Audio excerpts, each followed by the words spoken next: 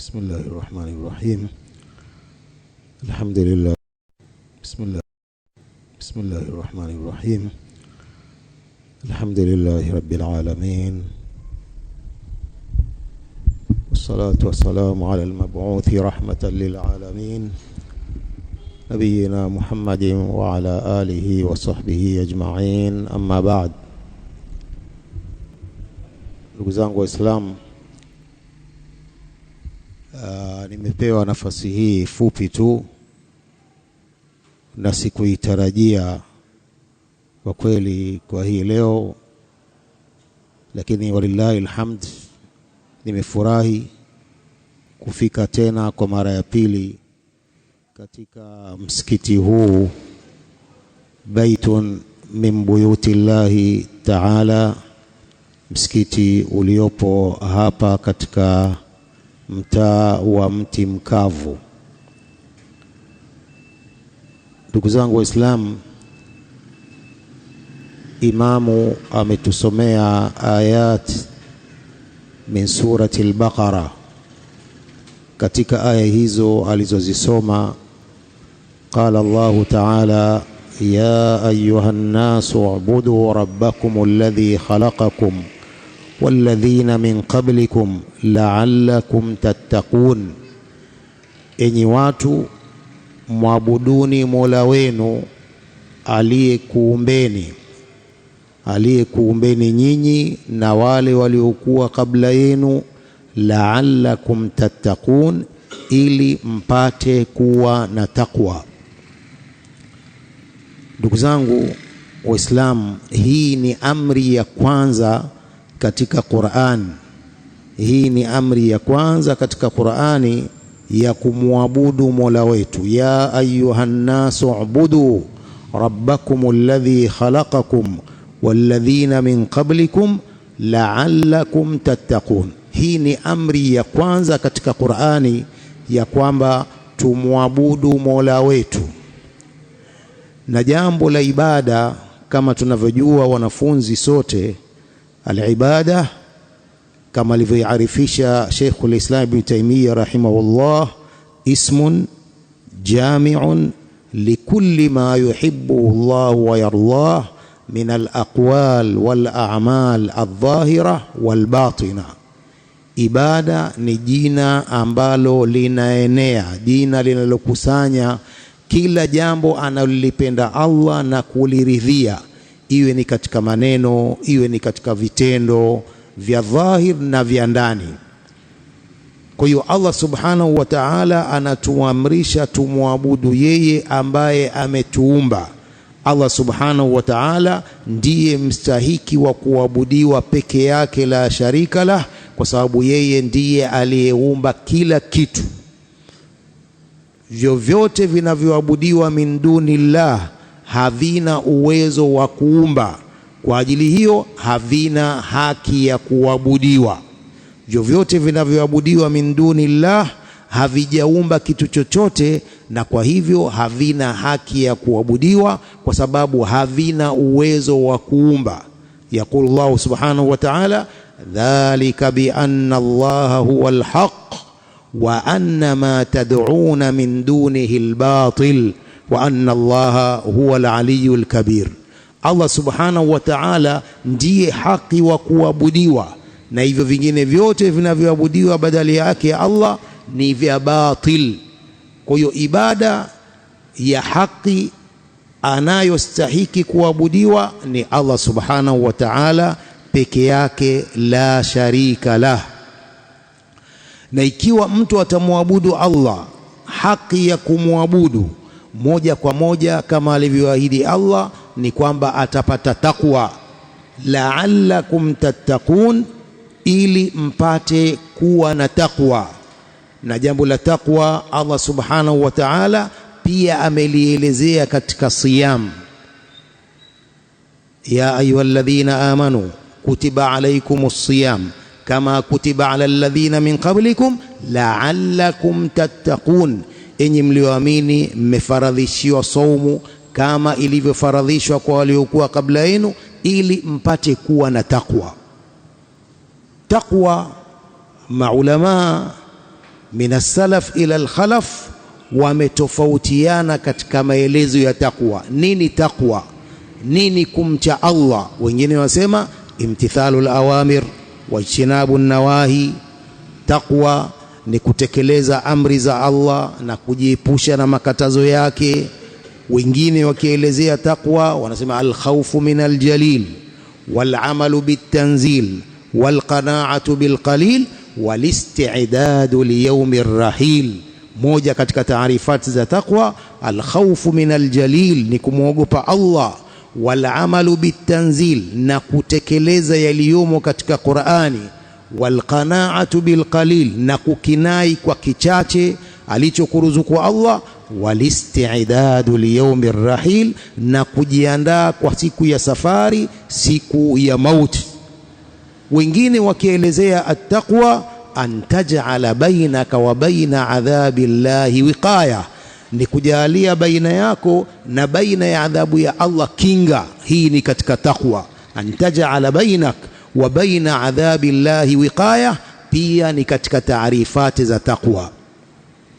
Kwa tunamwabudu Allah subhanahu wa ta'ala ili tupate taqwa, na thamaratu taqwa kathira, natija ya taqwa ni nyingi. Allah subhanahu wa ta'ala akielezea katika Qur'ani faida na matunda na natija ya taqwa ni nyingi sana. Allah subhanahu wa ta'ala yakul wa man yattaqillaha yaj'al lahu makhraja wa yarzuquhu min haythu la yahtasib, mwenye kumcha Allah, Allah anamjalia matokeo ya kila zito na humruzuku kwa njia asiyoijua. Kwa katika faida za taqwa ni kupata riziki ya halali. Wa man yattaqillah yaj'al lahu makhraja wa yarzuquhu min haythu la yahtasib, Allah humruzuku kwa njia asiyoitambua yeye. Hii ni moja katika faida za taqwa. Kadhalik katika faida za taqwa kwa wanafunzi, yaqulu Allah subhanahu wa ta'ala wattaqullah wa yuallimukumullah, mcheni Allah na Allah subhanahu wa ta'ala atakupeni ilmu. Kwa hiyo katika faida za taqwa ni kwamba ilmu pia bila taqwa huwezi ukaipata.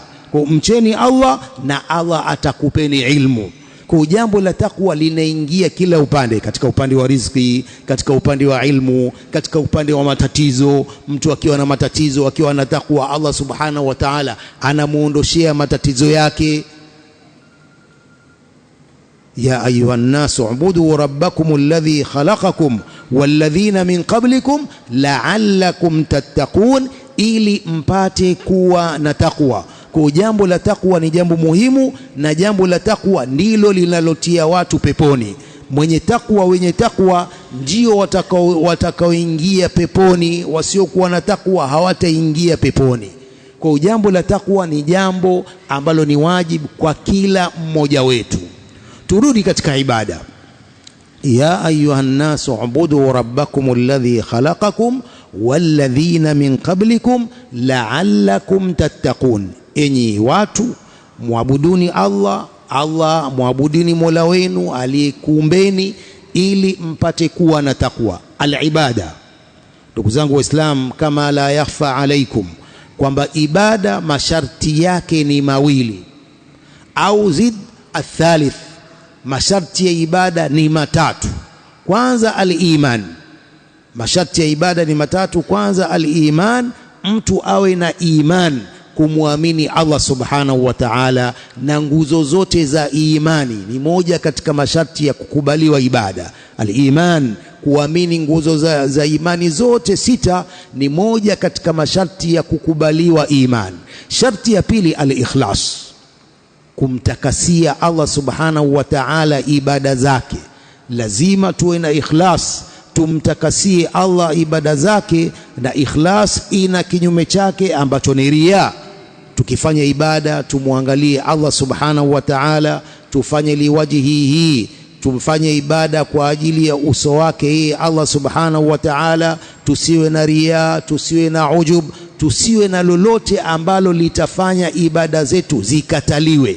Kwa sharti la pili la kukubaliwa ibada zetu ni ikhlas. Yaqulu Allah subhanahu wa ta'ala wama umiru illa liya'budu Allah mukhlisina lahu ad-din, hawakuamrishwa watu isipokuwa maabudu Allah hali ya kumtakasia yeye dini. Wakadhalika yaqulu Allah subhanahu wa ta'ala, qul inna salati wa nusuki wa mahyaya wa mamati lillahi rabbil alamin la sharika lah. Aya nyingine ambayo inawajibisha ikhlas, kumtakasia Allah subhanahu wa ta'ala ibada zake. Kwa sharti ya pili katika masharti ya kukubaliwa ibada zetu ni al-ikhlas. Sharti ya tatu al-mutaba'ah, kumfuata Mtume sallallahu alayhi wa alihi wasallam. Lazima masharti haya yawe sambamba katika kila ibada, iwe ni zaka, iwe ni sala, iwe ni siyam.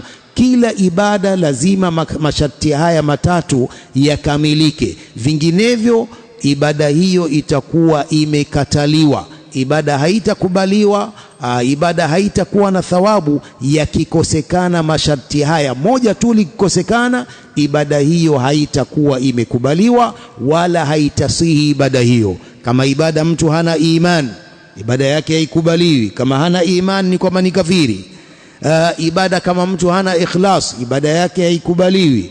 Ibada kama hana mutabaa, ibada yake haikubaliwi, sababu dhiddul mutabaa albid'ah, dhiddul mutabaa albid'ah. Kwa hiyo ibada lazima yakamilike masharti haya matatu. Almutabaa ni kufanya ibada kufuatia mafundisho ya Mtume sallallahu alayhi wa alihi wasallam. Lazima kila ibada iwe ndani ya mafundisho ya Mtume sallallahu alayhi wasallam, na la yakhfa alaina jami'an kwamba ibada zote zimefundishwa na Mtume sallallahu alayhi wasallam kupitia wahi, kupitia Jibril.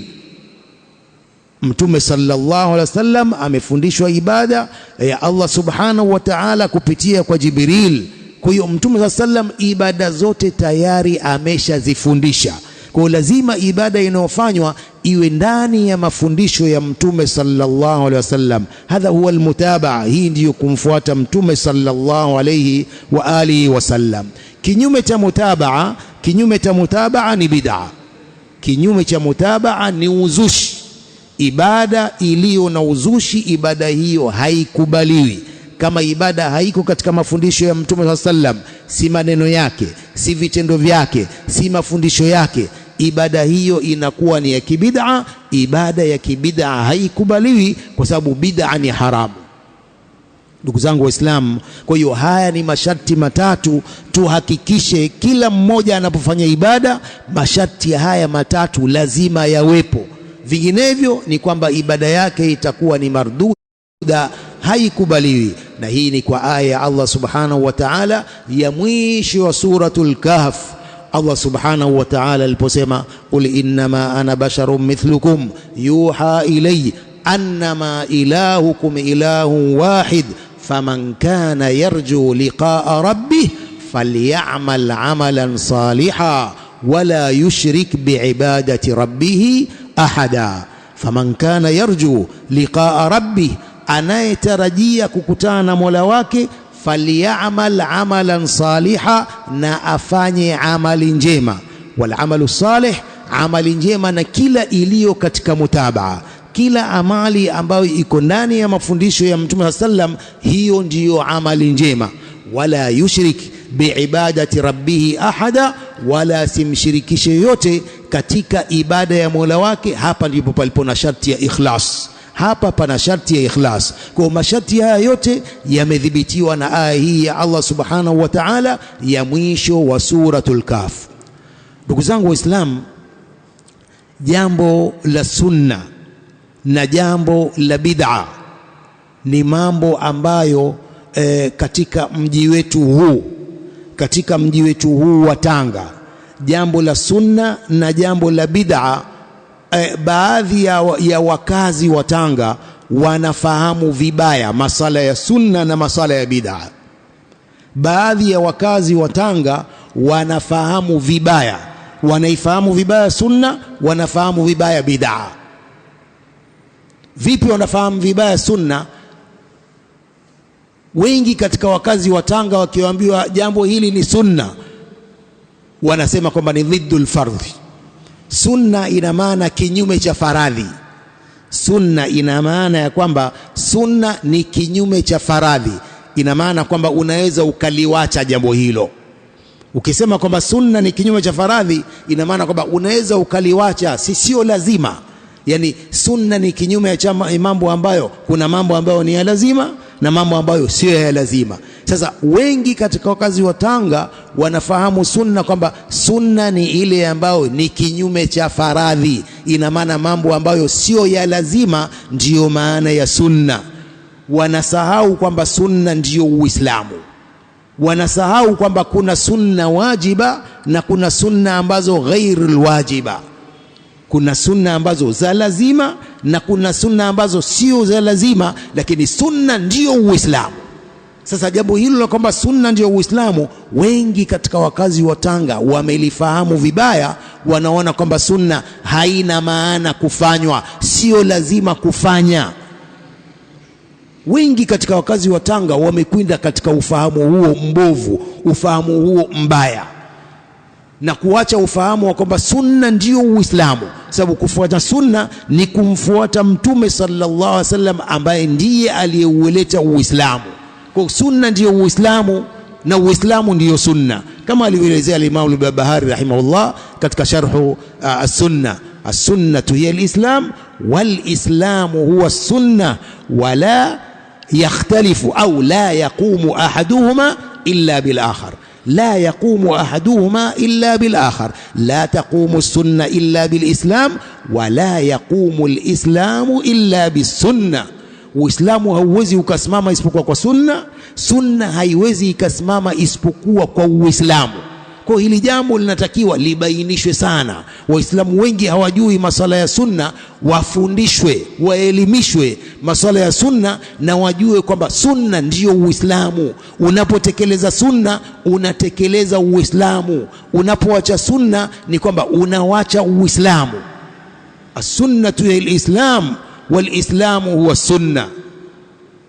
Mmoja katika salaf akielezea sunna يقول مثل السنة في الإسلام مثل السنة في الإسلام مثل الجنة في الآخرة.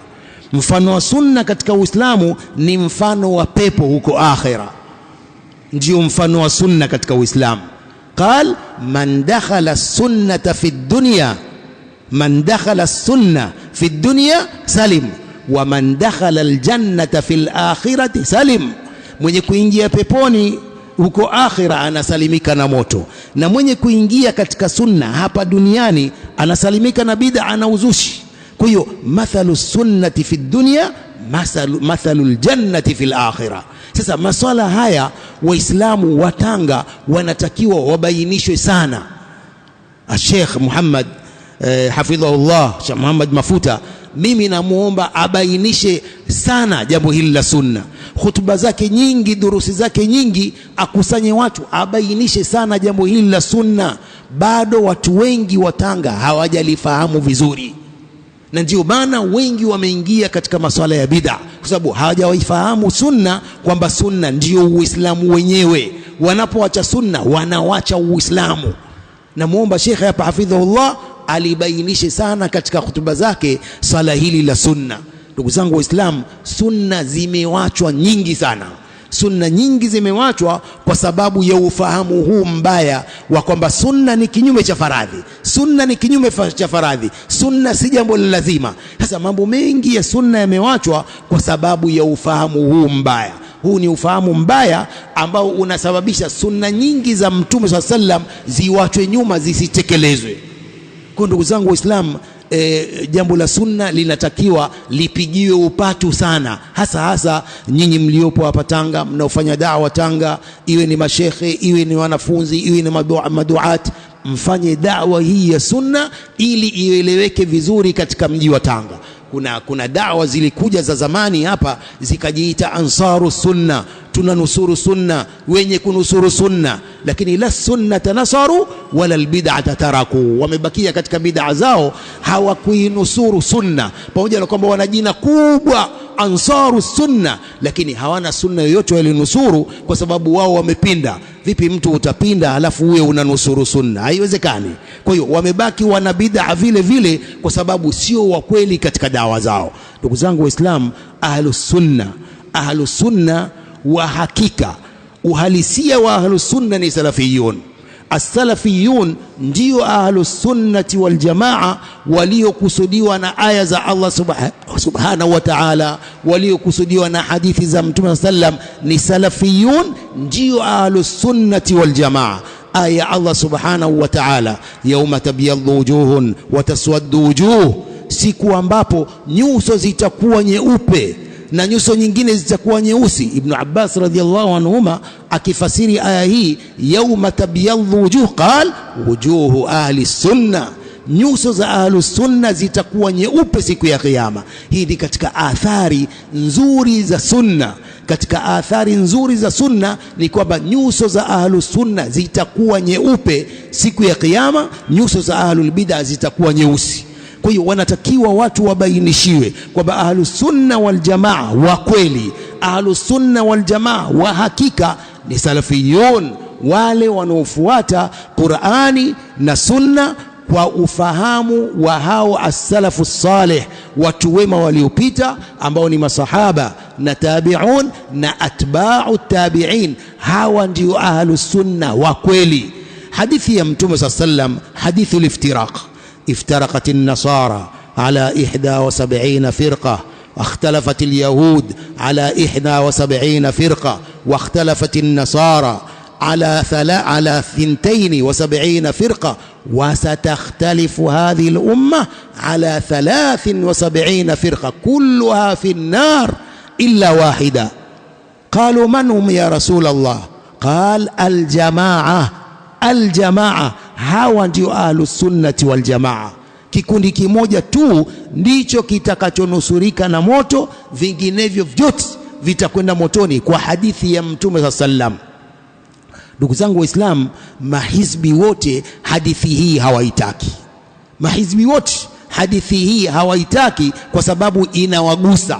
Kwa sababu inawagusa watu ambao wako kinyume cha salafiyin. Watu hao wanaguswa na hadithi hii. Mtume anasema kulluha finnar, vikundi vyote vitakwenda motoni isipokuwa kimoja, aljamaa. Wa fi riwaya hum man kana ala ma ana alayhi alyawma wa ashabihi, ni wale ambao wako katika manhaj nilionao mimi hii leo na masahaba wangu.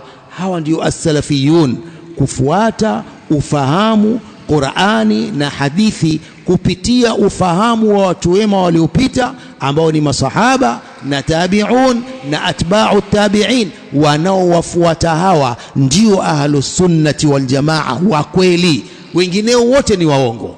Wengineo wote ni waongo, wanajiita ahlus sunnati wal jamaa, kumbe sio. Wanajiita ansaru sunna, kumbe sio, kwa sababu hawafuati haya maelekezo haya ya Allah subhanahu wa ta'ala na mtume wake. Ndugu zangu, kufuata manhaji hii ya Mtume sallam ni kumfuata Allah subhanahu wa ta'ala. Kufuata manhaji hii ya Mtume sallam ni kufuata hadithi za Mtume sallallahu alaihi wasallam. Hili jambo halikuja leo. Hili jambo halikuja leo. Jambo la kuwafuata hao salaf halikuletwa leo. Hii ni manhaji ya kale. Hii ni manhaji ya zamani. Uislamu ulipokuja ulikuja na manhaji hii. Si kwamba hili jambo limeletwa leo sasa hivi. Hili jambo halikuletwa leo wala jana. Hili jambo ni la zamani. Kama alivyosema Sheikhul Islam Ibn Taymiyyah, manhaju ahli sunnati wal jamaa qadim قبل أن يخلق الله أبا حنيفة ومالكا والشافعية وأحمد. منهجية السنة نيا زماني نيا كالي قبل الله هجمهم أبو حنيفة نمالك نشافعي نأحمد. نيا زماني si mpya. Baadhi ya Waislamu wanasema labda jambo hili ni jipya, labda limeanza miaka 5, miaka 10, miaka 20. Hapana. Uislamu umekuja na jambo hili, imelileta jambo hili. Ni Qur'ani ndio iloleta manhaji hii. Haikuletwa na mtu, imeletwa na Allah subhanahu wa ta'ala. Someni aya suratu Tauba aya 100, mtapata aya hiyo. والسابقون الأولون من المهاجرين والأنصار والذين اتبعوهم بإحسان رضي الله عنهم ورضوا عنه وأعد لهم جنات tajri tahtaha al-anharu khalidina fiha abada dhalika al-fawzul adhim. Hii ni moja tu katika aya zinazohimiza waislamu wawafuate hao salafu saleh, masahaba na tabi'un na atba'u tabi'in. Kuwafuata hawa ni lazima, ndugu zangu waislamu, kuwafuata hawa ni lazima katika upande wa aqida, katika upande wa ibadat, katika upande wa akhlaq, katika kila nyanja. Kuwafuata hawa ni lazima waislamu. Ni Qur'ani iliyosema hivyo, Qur'ani ndio iliyosema hivyo. Sasa hawa mahizbi walete aya nyingine ambao ni raddi ya aya hii. Mbona hawana? Kama wao wanapinga manhaji hii, na walete raddi katika Qur'ani na walete raddi katika hadithi. Mbona hawana? Hawa wafuasi wao kwa nini hawaulizi mashekhe wao? Waulize mashekhe wao, nyinyi mnafanya raddi, nyinyi mnafanya raddi mubtadi'a, si watu wa maulidi. Mbona hawafanyi raddi kwa aya na hadithi, wakafanya raddi salafiyin? Mbona hawafanyi? Hapa ndio unabainika urongo wao. Hawa mahizbi hawa Ansaru Sunna na wengineo, hapa ndipo unapobainika urongo wao. Mbona hawafanyi raddi manhaji hii ya salaf, wakatoa aya nyingine ambayo inarudi aya hizi, wakatoa hadithi zinazorudi aya hizi, kuonesha kwamba wao wako wrong, wao ni waongo katika manhaji yao. Ndugu zangu Waislamu, maneno ni mengi, lakini napenda tena kurudia tena kwamba jambo hili la sunna lazima tulitilie mkazo, hasa katika huu mji wetu wa Tanga. Mji wa Tanga, watu wengi kama tunavyojua, watu wengi wanafuata mrengo huu wa bid'a. Watu wengi wanafuata mrengo huu wa bid'a na hawana dalili yoyote ya kufuata bid'a. Kwa hiyo nataka jambo hili, bali nawaomba maduat na mashekhe walitilie umuhimu, walipe kipaumbele jambo hili la kuifundisha sunna katika khutbah, katika durusi, katika mihadharat. Wakusanye watu wawafundishe sunna za Mtume sallam, na kwamba sunna ndio Uislamu, waachane na mambo ya bid'a, sio ya Uislamu. Kuna bid'a nyingi zinatokea ambazo ni kuwafuata makafiri. Ushafahamu? Bid'a nyingi zinakuja kwa sababu ya kujifananisha na makafiri. Bid'a nyingi ziko hivyo. Bid'a ya mwaka mpya. Sasa hivi kutatokea mazefi hapa. Kwa sababu gani? Mwaka mpya wa Kiislamu umeingia. Je, jambo hili latoka wapi? Mtume alifundisha kwamba ukiingia mwaka mpya wa Kiislamu kwamba watu wafanye sherehe? Hakuna. Tunawaiga nani? Wakristo, kwa sababu ya New Year yao ya Januari mosi, wao wanafanya sherehe na sisi tunawaigiza sherehe hizo. Kwa hiyo utaona mambo mengi ya kibid'a ni kuwaiga makafiri, lakini bado watu hawajaelewa. Ndugu zangu Waislamu, nasema bado watu hawajaelewa. Pamoja kwa wanafanya inadi, lakini mimi nasema hawajaelewa. Wakielewa wataachana na bid'a. Kwa napenda jambo hili mlitilie mkazo, mlitilie umuhimu la kufundisha watu sunna sana. Watu wafundishwe sunna sana, watu wafundishwe tauhid. Baada ya tauhid ni sunna moja kwa moja, watu wawe na tauhidi na sunna, watu wataelekea vizuri. Lakini wakiachwa hivi basi bado wataendelea kuwa na bid'a zao, wataendelea kuwa na ushirikina wao. Lakini watu watilie umuhimu mambo haya mawili, at-tauhid wa sunna. At-tauhid wa sunna ndio Uislamu, ndio Uislamu ulioulishwa na Allah subhanahu wa ta'ala. Tauhid na sunna, kukataza ushirikina na kukataza mambo ya bid'a. Watu washikamane na tauhid, wamwabudu Allah subhanahu wa ta'ala peke yake, la sharika la, wamfuate Mtume sallallahu alaihi wasallam. Haya ndiyo machache niliyokusudia kuyasema, wala sikuwa na nia ya kuzungumza. Niko mbioni ya safari.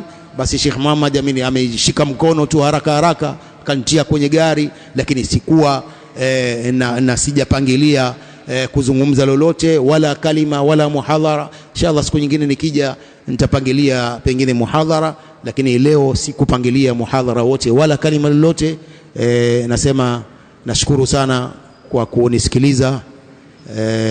Jazakumullahu khairan wa barakallahu fikum.